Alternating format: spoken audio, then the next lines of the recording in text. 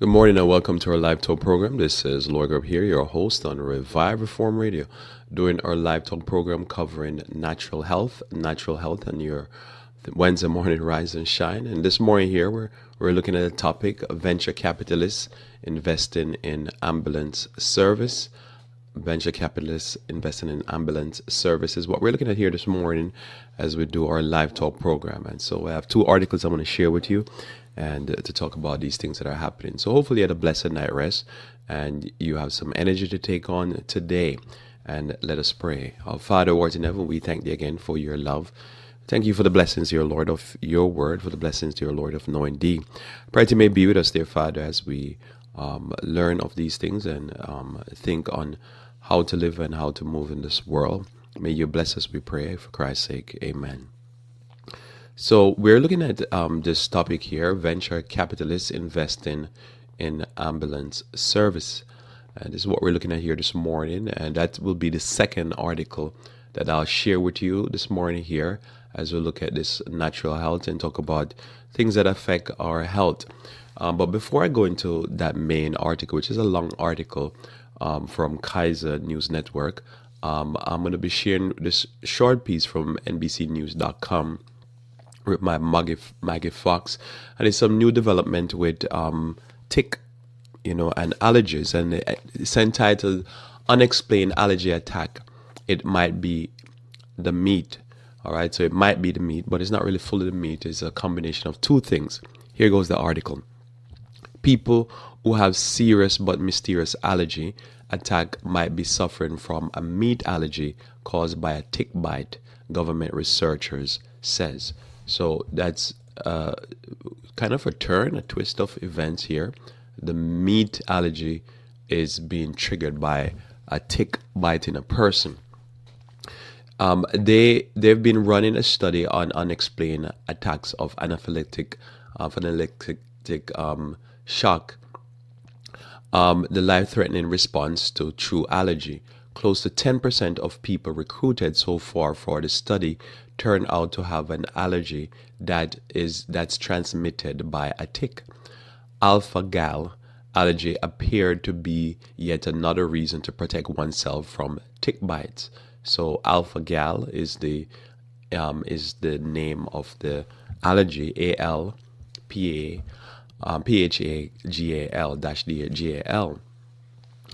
And this is stated by Antonio Fauci, director of the National Institute of Allergy and Infectious Disease. Food allergies can range from an inconvenient to a life-threatening condition and pose a serious and growing public health problem that urgently requires more research. The tick, called a Lone Star tick, can carry a sugar molecule that humans don't have, called galactose A13 galactose, and or alpha-gal, which is normally they shorten it by just simply calling it alpha-gal. Many mammals, but not humans, also carry this sugar in their bodies. So it is found in red meat, beef, pork, venison, rabbit, and even some dairy products. Most people don't have a problem eating it as the food gets digested, but a tick bite trigger an immune response. One theory on how a tick bite can transmit an allergy: when the tick transmits alpha-gal in its bite, immune cells react to it. That set the stage for an allergic reaction the next time the person eats red meat. So what I'm assuming is going on here is that the body start responding to this agent that was put directly into the blood. So somehow when it goes through the digestive tract, it doesn't affect us in a negative way. But when it goes straight into the blood, the immune system start to work to rid the body of this alpha-gal, and then it now creates an allergic reaction, a swelling, so to speak. Inflammatory process kicks into place. The team studying unexplained allergic attack found that 6 out of 70 people they studied so far had an alpha-gal allergy.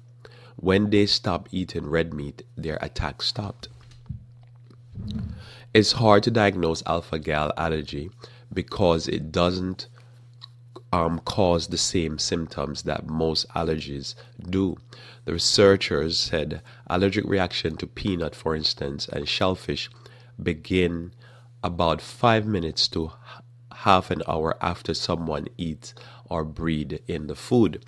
It takes several hours for a reaction to meet. However, this usual long time gap between a meal and an allergic reaction is probably a big reason that alpha gal allergies are often initially misdiagnosed, says Dr. Dean Metcalf. If you start to have trouble breathing in the middle of the night, you're probably not going to blame the burger you had for dinner. It's not known how common alpha gal allergies is. In 2016, Dr. Scott Cummins of the University of North Carolina, Chapel Hill, said he had identified 3,500 cases. We often think of tick as carriers of infectious diseases, such as Lyme disease, but the research strongly suggests that bites from this particular species of tick can lead to this unusual allergy, says Dr. Melody Carter, who helps lead the study. The association is increasingly clear, but we still need to discover exactly how these two events are linked and why some people with similar exposure to tick bites seem to be more prone to developing alpha gal allergies than others. About half of all cases of anaphylactic as no clear cause, Carter team said. These cases are called idiopathic anaphylaxis. There are no cure or long-term preventive therapy for patients with recurring episodes of idiopathic anaphylaxis, they wrote. But ticks are causing more and more diseases. Lyme disease is becoming increasingly common, but so are rare tick-borne diseases such as the Heartland and Bourbon viruses, respectively. A team at the Center of Disease Control and Prevention reported this week that they found Bourbon disease in several batches of tick collected in Missouri. 2 people have been diagnosed with Bourbon virus infection, and in 2014, there was 1 reported death as a result of the virus in Kansas. It's the first time the virus has been found in Missouri, in a species of tick known to aggressively bite humans, they reported.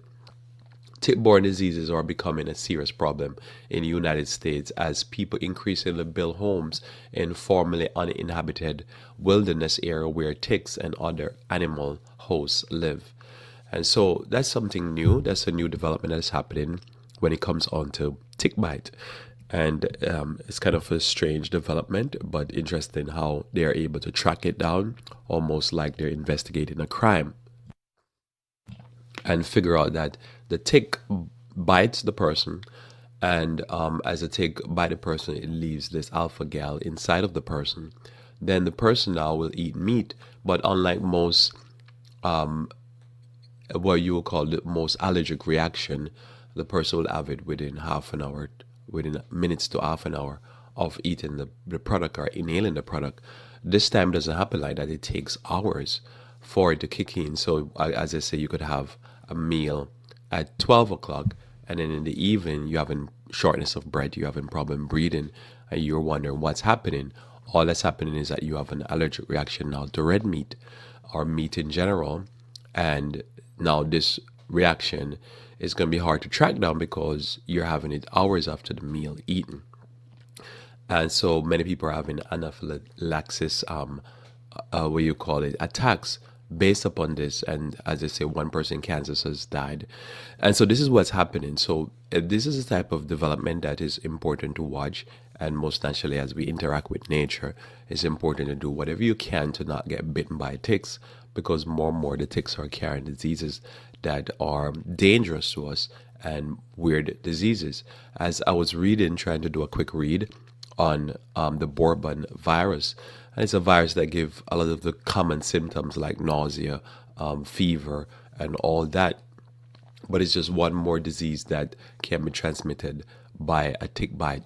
So be careful out there as you interact and move around in nature, anywhere that there's a tick or with animals that will pick up ticks, so that you don't get bitten, because as I say, the tick is carrying, it seems, more and more weird diseases. So what I'm going to look at here now, which is the main thing I want to talk about for the rest of the morning, is this article here by Kaiser Health News, and it is and I entitled what I'm talking about here this morning is venture capitalists investing in ambulance services. So venture capitalists investing in ambulance service is what I'm looking at here this morning. And so I have this article I want to share. It's a long article, lots of information. So I'm sharing this because I think it's important for us not only to hear the information, but to talk about some of these things. This article here is entitled "Taken for a Ride: Ambulance Stick Patients with Surprise Bills." Ambulance stick patients with surprise bills. One patient got a $3,660 bill for a 4-mile ride.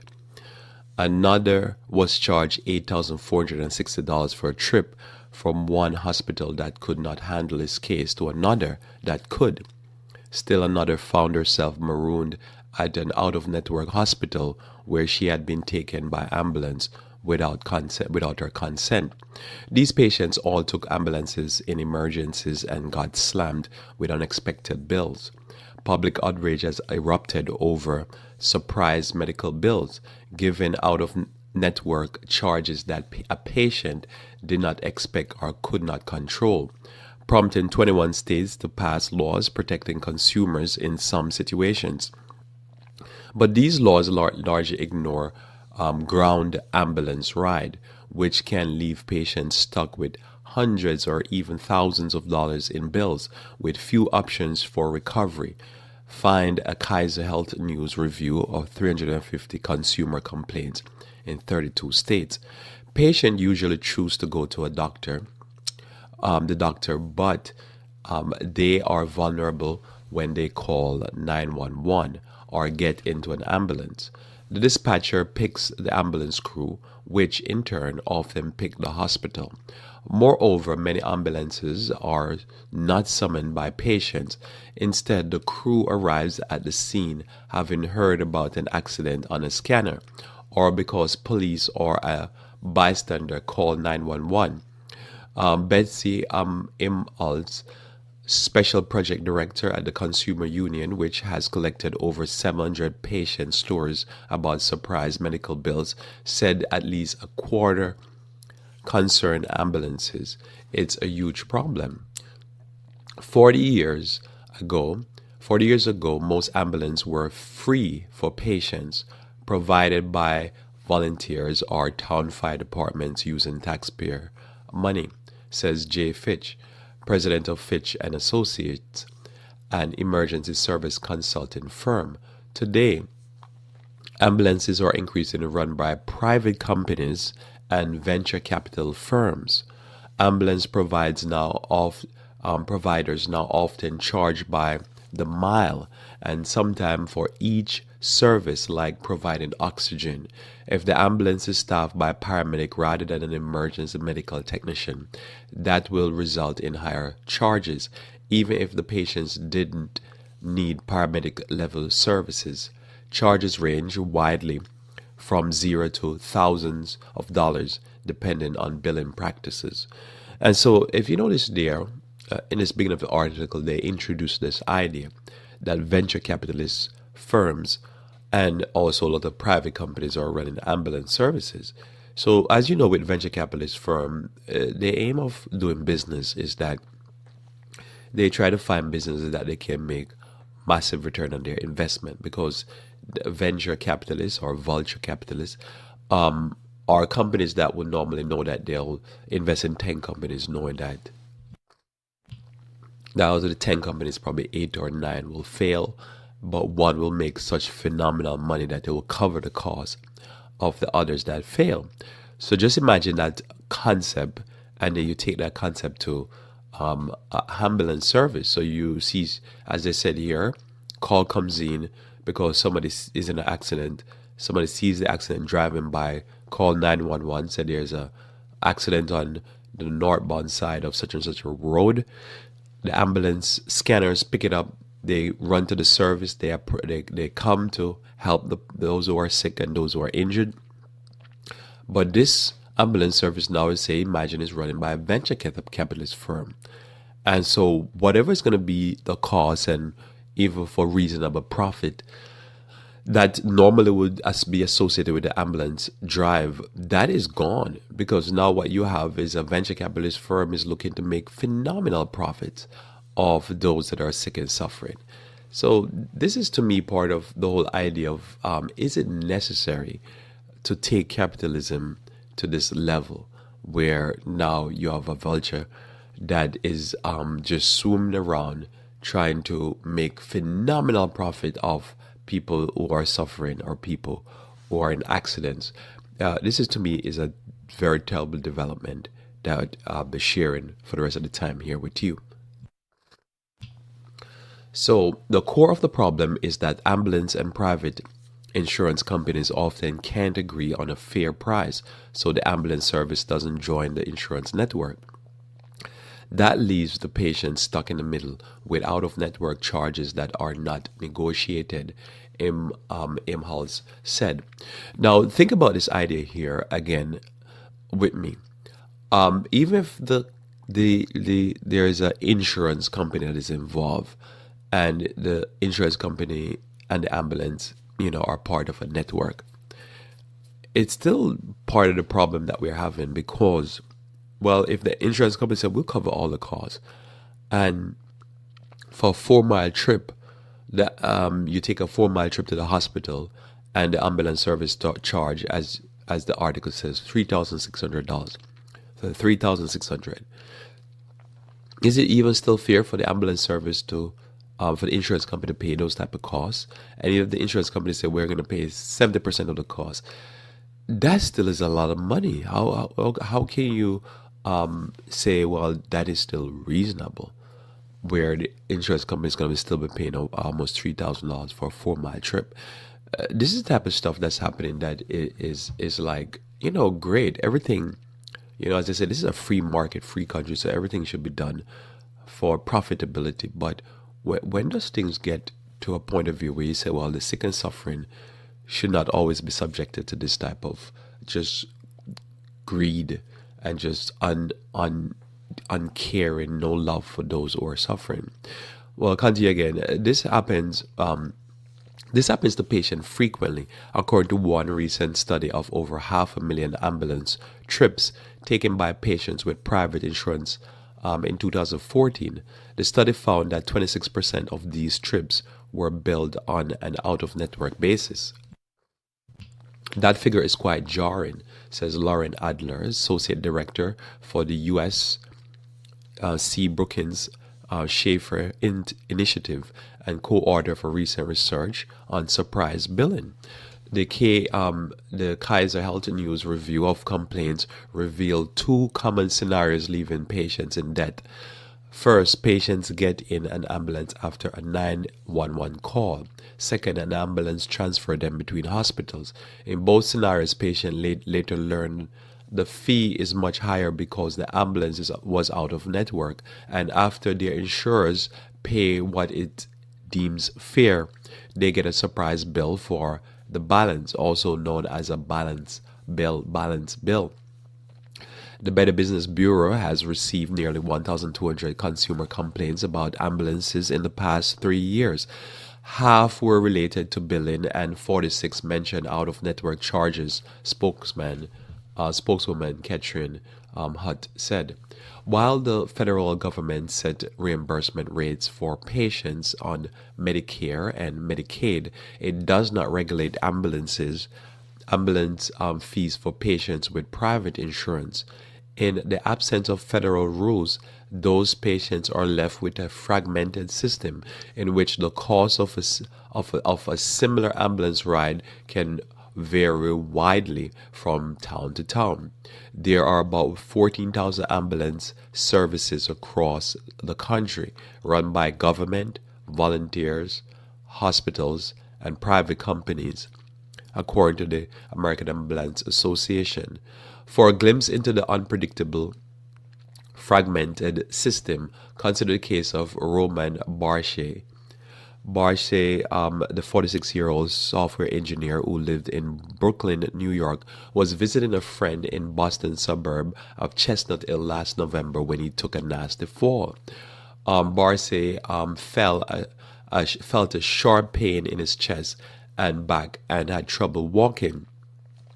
An ambulance crew responded to a 911 call at the house and drove him 4 miles to Brigham and Women's Hospital, taking his blood pressure as he lay down in the back. Doctors there determined he had sprained tendons and ligaments and a bruised foot and released him after about 4 hours, he said. After Barce returned to Brooklyn, he got a bill total $3,660, which is $915 for each mile of an ambulance ride. His insurance had paid nearly half, leaving him to pay the remaining $1,890. So just think about that number. $915 a mile. So for every mile they drove this gentleman here, Barce, they charged him $915 a mile. And what he had was sprained basically his foot and bruised it. And I guess in all that pain, he had some pain in his chest and he probably panicked. And instead of going to a taxi or get his friend to drive him there or hitchhike to the hospital, he called the ambulance and it cost him $915 a mile. Now, if you look at the $915 a mile, you think about it because you're not looking, you're listening to me. Think about that number in your mind, put up a thought bubble there. And as you put up a thought bubble, just think about it and say to yourself, if you were a part of a venture capitalist company and you saw that number, wouldn't you want to buy into this ambulance service?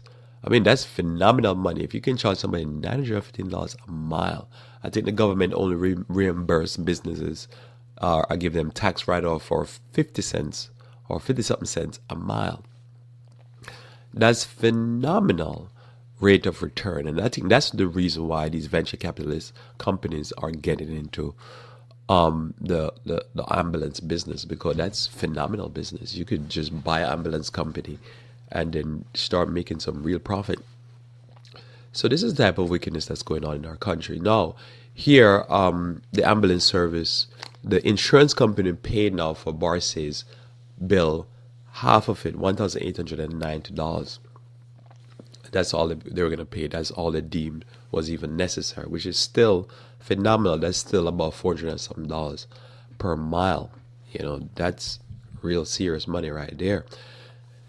So Barce said, I thought it was a mistake, but Fallon Ambulance Service, a private company, was out of network for his United Healthcare insurance plan.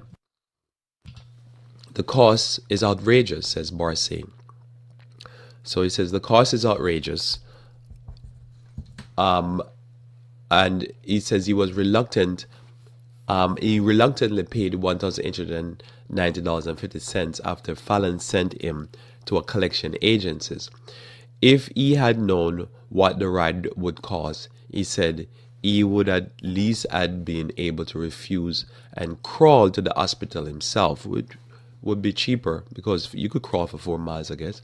You feel horrible to send a patient bill like that, says Peter Rassicott, Senior Vice President of Fallon, a family-owned company based outside Boston. But ambulance companies are severely underfunded by Medicaid and Medicare, says Rassicott. Said, so Fallon must balance the books by charging higher rates for patients with private insurance company. So basically, they're just charging based upon balancing their books. Now, you think about that, right? A few years ago, if you said to the mafia the type of business you should get into is not illegal stuff, it is the ambulance service, they probably laugh at you, but not knowing that they're missing out on some good racketeering right here. So Rassicat and his company, which is family owned, has not contracted with Barca insurers because they couldn't agree on a fair rate. When insurers and ambulance companies can't agree, he said, unfortunately, the subscriber wind up with them in the middle. It's also unrealistic to expect EMTs and paramedics at the scene of an emergency to determine whether the company takes a patient's insurance. Rassicat added, ambulance services have to charge enough to subsidize the cost of keeping crews ready around the clock, even if no calls come in, says Fitch, the ambulance consultant. A third of the cases were where an ambulance crew answered a call. He added they ended up not transporting anyone, and the company typically isn't reimbursed for the trip. In part, Barce had bad luck. If the injury had happened just a mile away inside of Boston city limits, he would have ridden a city ambulance, which would have charged $1,490 according to Boston EMS, a sum that his insurance would probably have covered in full. So again, look at this number here. So just 1 mile. So if he had known, all he had to do was, as he felt the pain in the chest, which wouldn't be advisable because he could have really been suffering from some heart problem, all he had to do was not really crawl for 4 miles. All he had to do is crawl for 1 more mile, close that gap, and then call 911 when he crossed that 1 mile ticker tape. And as he went there, then he would have gotten the bill now for less than half of what it cost. So then there's something wrong with that whole scenario. If they would have charged even less if it was just 1 mile more. So you can start seeing the numbers and crunch numbers. You see that there's something definitely wrong here. Very few states have laws limiting ambulance charges, and most states' laws that protects patients from surprise billing do not apply to ground ambulance ride, according to attorney Brian Werfel, consultant to the American Ambulance Association. And none of the state's surprise billing protection applies to people with self-funded employer-sponsored health insurance plan, which are regulated only by federal law. That's a huge exception. 61% of private insured employees are covered by self-funded employer-sponsored plans. So that's a very important thing to note here, because many people work for large companies that they are self-funded employer-sponsored plan or privately insured employees. And so they're saying here that none of the state's surprise billing protection applies to people with self-funded employer-sponsored health insurance plan. So that means for all the people who have these type of plans, they're going to always be in a surprise when they get a bill, not knowing that what's happening here is that that type of system, there's no consumer protection or federal protection from them. The laws that are passed, you're kind of on your own if you're self-insured, so to speak.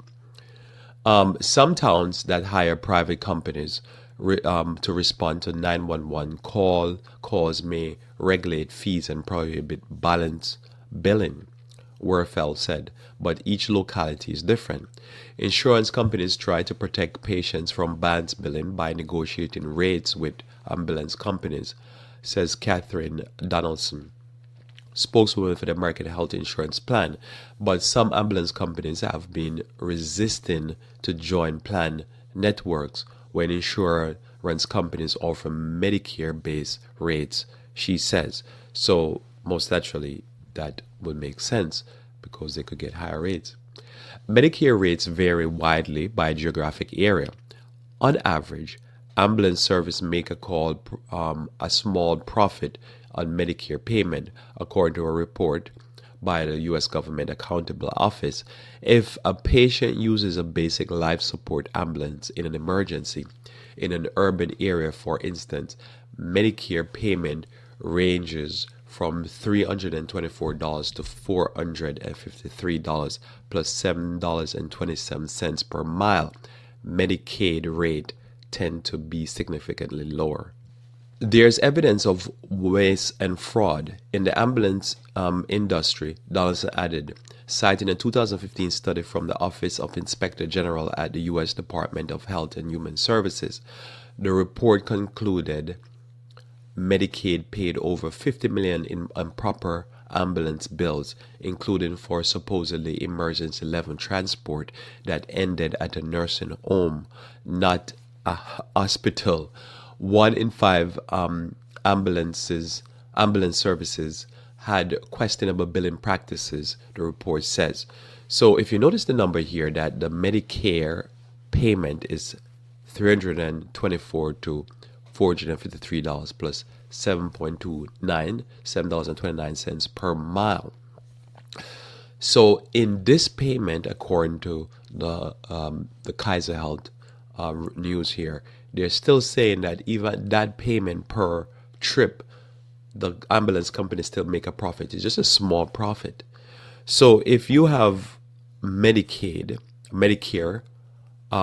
paying that amount of money and Medicaid paying even slightly less, and at that rate, the ambulance companies still make a profit. It's just a small profit. Then imagine now when Marseille had gotten a $3,900 and something bill. That's a huge profit. So they're basically saying, when we do the business and we do Medicaid, Medicare, we get a small profit. We make up that difference by just ballooning the price that we give to somebody that is private, and we're going to really hit them hard.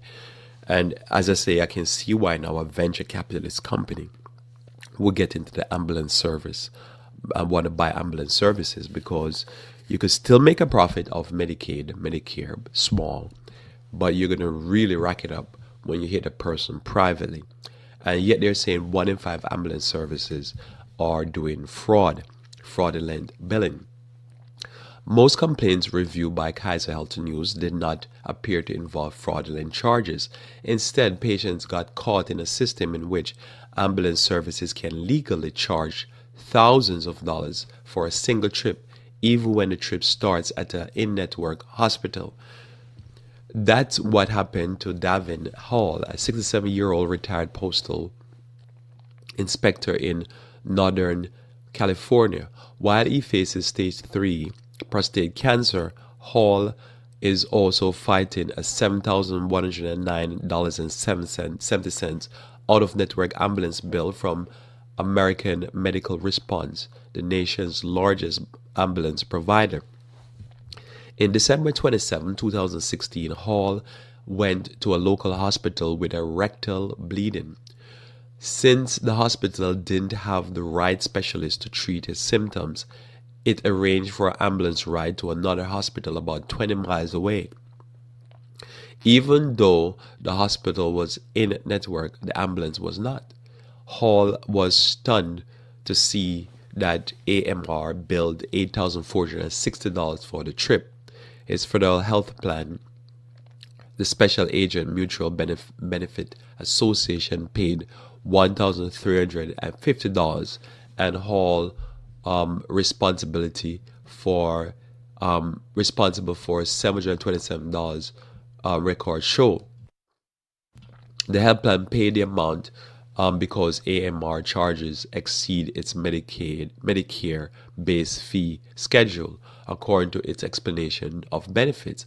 But AMR turned over his case to a debt collector, Credence Resource Management, which sent an August 25 notice seeking a full balance of the $7,109. The remaining that was not paid by his health plan. Now, this is significant to me as we continue here, because if you think about it, he had a federal health plan, and so you would think, well, that's great. He has a good plan. He has a plan through the government. and yet still they only were gonna pay $1,350. That's all they thought it was there, and then he was under the $727. Now he found that he had to pay not just $727, but 7,000 of the rest of the bill. Continue going. These charges are exorbitant. I just don't think what AMR is doing is right. Said all, noticing that he had intentionally sought treatment at an in-network hospital. He has spent months on the phone calling the hospital, his insurer, and AMR trying to resolve the matter. Given his prognosis, he worries about leaving his wife with a legal fight and a lien on their Brentwood, California house for a debt they shouldn't owe. So just think about that. He's he's sick with prostate cancer. He's having bleeding in his rectum, and he's worried that he probably will die. He has rectal bleeding, and he's worried that he's probably gonna die and leave his wife with a fight off a $7,000 lien against their house. And he went to an in-network hospital, or and then he was sent somewhere else, and only was supposed to be surprised, like surprise. Again, you could see why, not morally, but greed-wise, why venture capitalist company would jump in at the opportunity to get into the ambulance service or buy ambulance services, because they can do this type of phenomenon. Because again, for that trip, probably the insurance company was right. Probably the trip was only worth $1,300. So this is legal now. This is not illegal work they're doing. They're legally charging this type of money. And this is the result. After being contacted by Kaiser Health News, AMR said it had pulled All's case from collection while it reviews the billing. After further review, company spokesman Jason Sorick said the charges were warranted because it was a critical care transport which requires specialized nurse and equipment on board. Sorick faulted Hall's health plan for underpaying and said Hall could receive a discount if he qualifies for AMR's company AMR's compassionate care program based on his financial and medical situation. In this case, it appeared the patient's insurance company simply made up a price they wanted to pay. So if you think about this before we keep going, that the health insurance company here now, they are saying, look, we were underpaid because we had to have some specialists on board for a 20-mile trip. So you have a 20-mile trip and they're doing, 8,000 plus for a 20-mile trip. And they're saying for all that specialists there, they're charging, I guess it's better than the previous 4-mile trip, because the 4-mile trip was, I think, $900 and something dollars. They're charging $400 and something dollars per mile now for that trip, for a few minutes down the road. Fascinating stuff. In July, a California law went into effect that protect consumers. California law went into effect that protect consumers from surprise medical bills from out-of-network provider, including some ambulance transport between hospitals. But Hall's cases occurred before that, and the state law doesn't apply to his federal insurance plan. The Consumer Complaint Review by Kaiser Health revealed a wide variety of ways the patients are left fighting big bills. An older patient in California said debt collectors call incessantly, including on Sunday mornings and at night, demanding an extra $500 on top of the $1,000 that his insurance had paid for an ambulance trip. So they call Sunday morning. Can you imagine Sunday morning? Sunday morning, you get a call, and you think, "Oh man, this is a family member. Probably something is going bad," and nope, they blasting you all in the morning. 2 ambulance services responding to a New Jersey man's 911 call when he felt burning in his chest. One charged him $2,100 for treating him on the scene for less than 30 minutes, even though he never rode in that company's ambulance. A woman who rolled over in her Jeep in Texas received a bill of $26,000, $26,400, and for what is called a trauma activation fee, a fee triggered when the ambulance service called ahead to the emergency department to assemble a trauma team. The woman who did not require trauma care fought the hospital to get the fee waived. So that's one of the interesting things. So you've seen this all the time. And you're thinking, oh, beautiful, oh, splendid, oh, gracious. The person roll over, they're trapped in the car, and they have to probably cut them out. And then they have a lot of ambulances and services there. So what they heard on the scanner that, wow, it's a bad accident. So they call it and say, you think we should assemble a trauma team? So imagine the police or the dispatcher or whoever says, yeah, assemble a trauma team, bring us some specialists, because we're probably gonna have to do some work right on the scene. Great. But then this lady said she didn't take a ride in the ambulance, she didn't use the ambulance service. She didn't require any trauma care. That's what she said. And so now she has to get, because the trauma team was there just to assemble the team, bring the team to the scene of the accident, I guess they probably rode her back to the hospital without giving her any care. $26,000. That's some fascinating numbers. You just try to crunch those numbers, because most actually you'd have to have probably a emergency room nurse there, and if they had to have an emergency room doctor in the ambulance, plus the EMT and probably another driver. So for 4 people, and say it took them 4 hours, just give it an extra pad for 4 hours, $26,000. I'm just padding it. I don't even know if it would be 4 hours.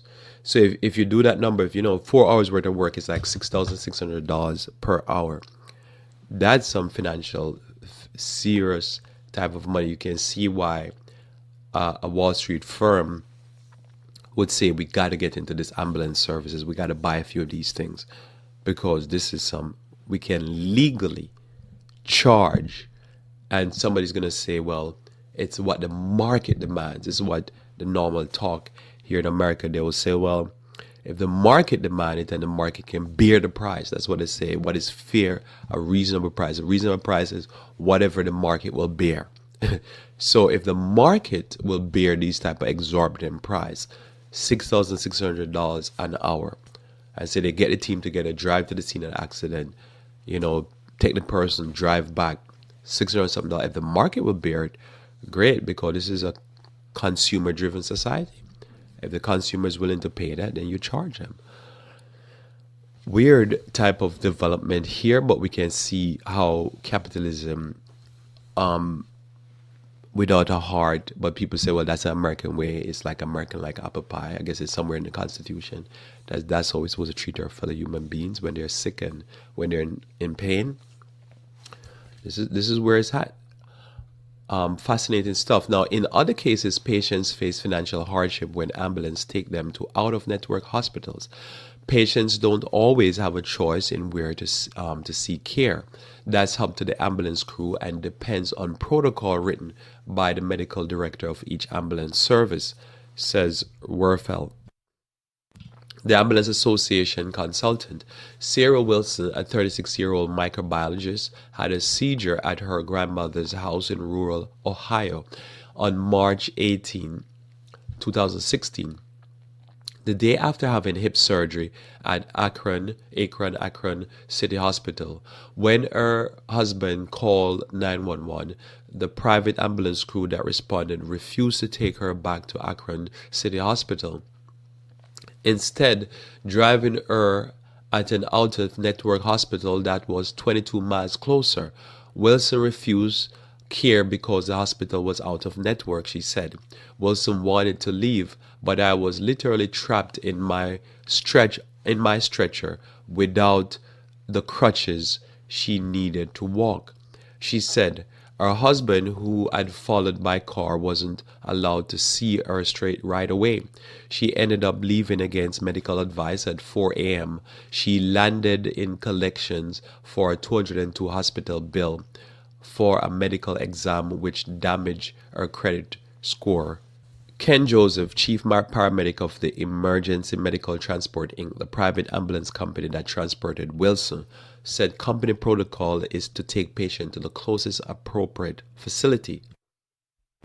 Serving a wide rural area with just 2 ambulances, the company has to get each ambulance back to its station quickly so it can be ready for the next call.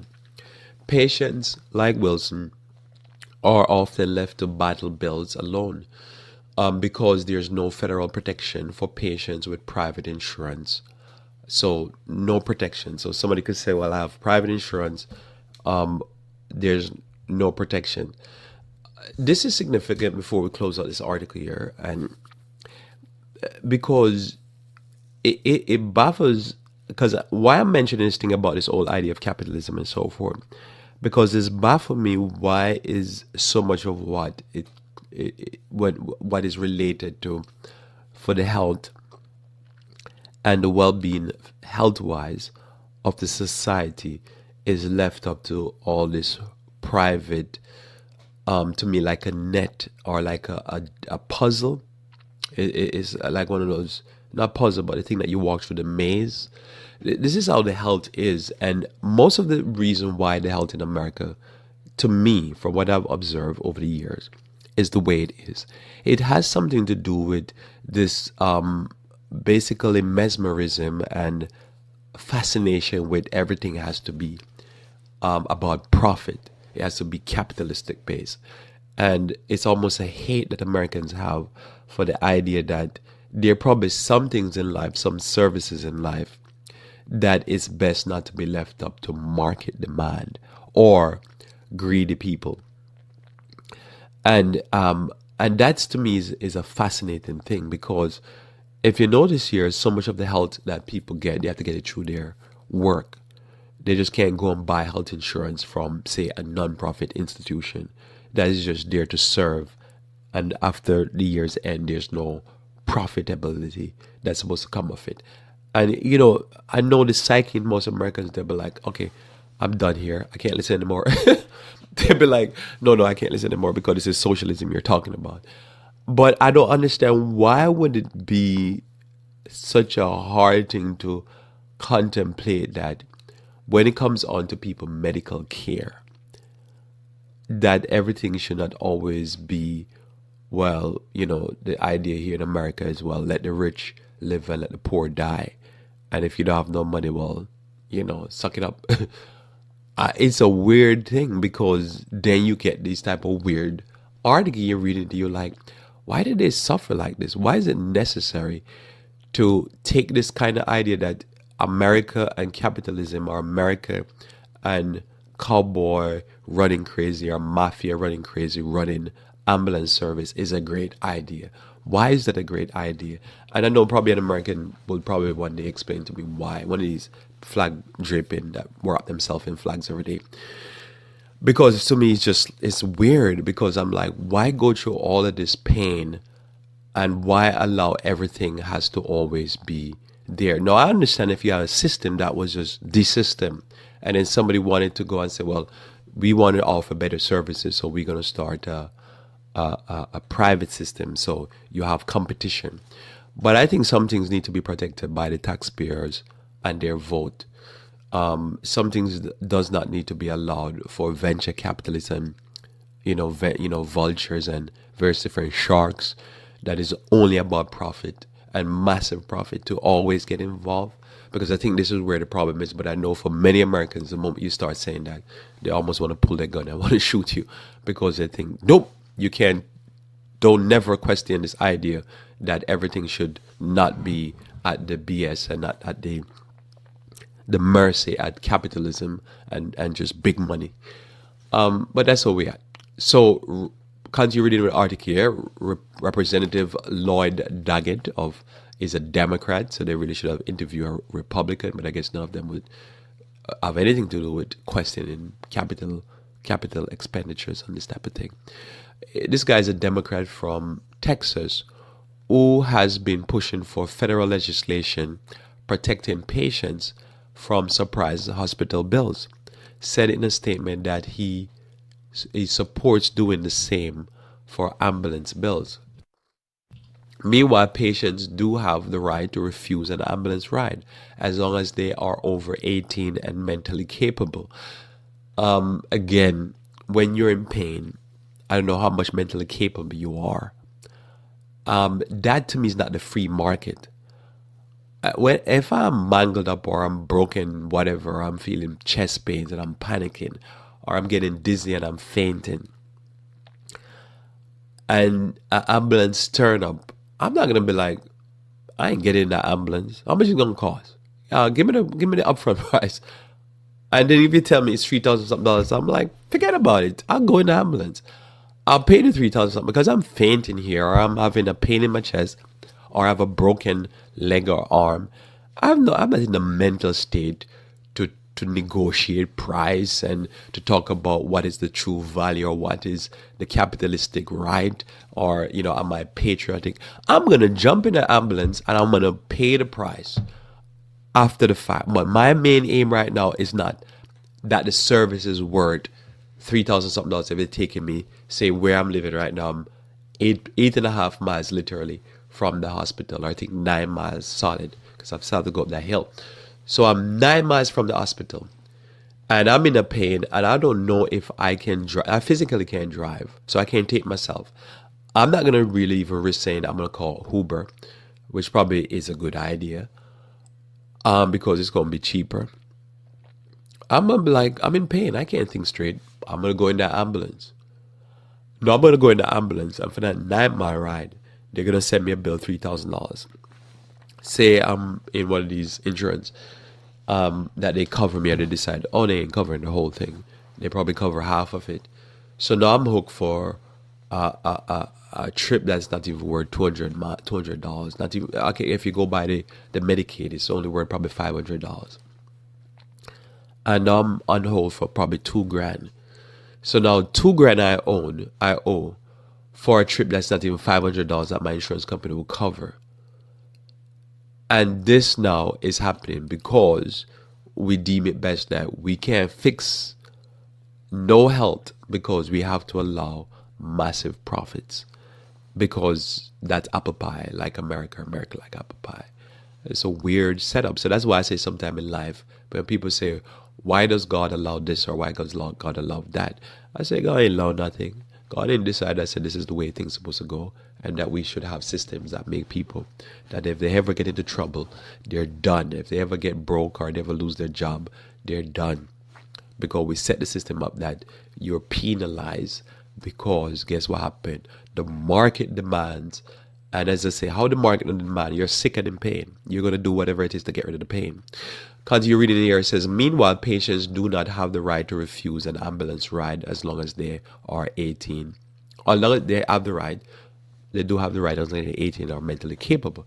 You could just take a Uber, said Adler of the Schaefer Institute. But if you need an ambulance, there's little recourse to avoid surprise bills, he said, other than yelling at the insurance company after the fact or yelling at the ambulance company, which it is like wasting your time. And I'm sure you've been there before. So you can't take Uber if you're bleeding. I doubt that, right? Somebody tell me, probably one of you have done that. Because I'm thinking if you say you had a slip and you hit yourself real hard and you cut yourself and you literally can't take yourself to the hospital, but you're not like mangled up, I don't think you could call Uber and go into somebody's car blooded up and bleeding all over the place or whatever. And I don't think it's even a safe thing, because what if you probably need some oxygen or something? I don't know. Or you need somebody to get through those lights faster because they have lights on their car. It would make no sense. Also, yelling and calling the insurance company and yell would not make sense, because think about it again. If a venture capitalist company owns the ambulance firm and the venture capitalist, you're going to call somewhere over New York to one of these venture capitalist company in Chicago or New York on Wall Street, are you going to say to a guy that his only aim is not to take care of the sick? His aim is just, he's probably going to say, what are you talking about? Like, what? We own an ambulance company? We don't care about that. We just care about making money. We're not into those sick here. We're not no non-profit organization. We're not here because we didn't go to school to get our masters in business and management and all that so that we can take care of the poor and the sick. We're not followers of Jesus. What we are, we're here to make money. And so you can call us and say, "Oh, can you help me with this bill?" So so you're gonna call a customer service person or a supervisor, and you're gonna just beat them up because that's all you do, just beating them up and harassing them as they're harassing you, unless you just want to return the favor to them because that's what they signed up for when they took that job. But they have no choice over it because the person who is really rigging the system is somebody on Wall Street who, again, was responsible for the last economic downturn. And then they were responsible for paying Congress and Senate to bail them out. So if the type of thing that those guys do over Wall Street to American public, and they're the real enemies of America. Not probably so much the other enemies that they're fighting. What they do, you think they could care less about any of us who's in the ambulance thing and suffering and now getting this massive bill? They rig it so that you get that massive bill. That's what they want because they want to make phenomenal profit from owning a fleet of ambulances. This is fascinating. And this takes me to a thought that as I look at this thing, I keep having. Why is it that the church, with a nonprofit mandate, has abdicated its services or its work in the society because we were the one that's supposed to be doing the work of Jesus to help the sick and the lame and the maimed and the blind? We're the ones supposed to be doing this type of service from a non-profit point of view. In other words, that we just do it just enough to cover the cost and the continued operation and restoring of the vehicles and stuff like that. We're the ones supposed to be doing that type of work. And what we have done, we have made all our churches and the people that goes to our church worshipers instead of servants. Christ came and he made his disciples servants. We come and we follow the fallen churches, and we have become now a whole church of worshipers that we're about worshiping Jesus and making fools of ourselves instead of focusing on what Christ called us to do, which is what? To be servants of our fellow human being. What is needed is, instead of all these venture capitalist companies buying up these ambulance services when they run into financial problems, it should be people with compassion for their fellow human being. You're never going to stop Wall Street from being vultures because that's what they sign up for in their life's work. Their aim in life is to make phenomenal profit. But we were supposed to be one to be doves. And as doves, harmless as doves, but we're supposed to be wise as serpent.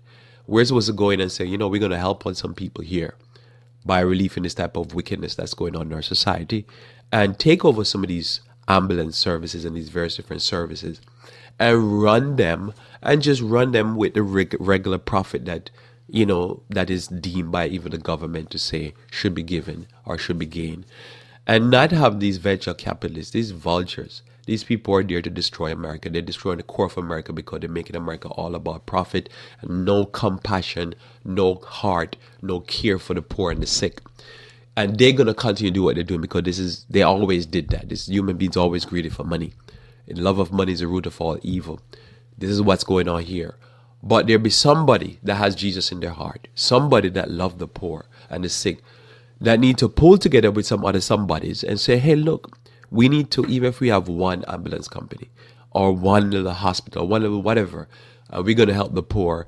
We're not doing it because we want to become multi-billionaires and millionaires so that we can live large off the suffering and the pain of knowing that somebody dying from prostate cancer have to be fighting a medical bill for $7,000 for a trip from one hospital to the next. And the person is dying, and this is what America deems, well, capitalism is great. And don't question it, because if you question it, you're un-American. You might be un-American, but at least have some heart, So I'll question this type of madness because this is just immoral darkness. People worry about all the stupidity with the Illuminati and the Jesuits and stuff like that. These are the real evil people that in our society that love money too much and are destroying the fabric of the society with their evil, greedy self.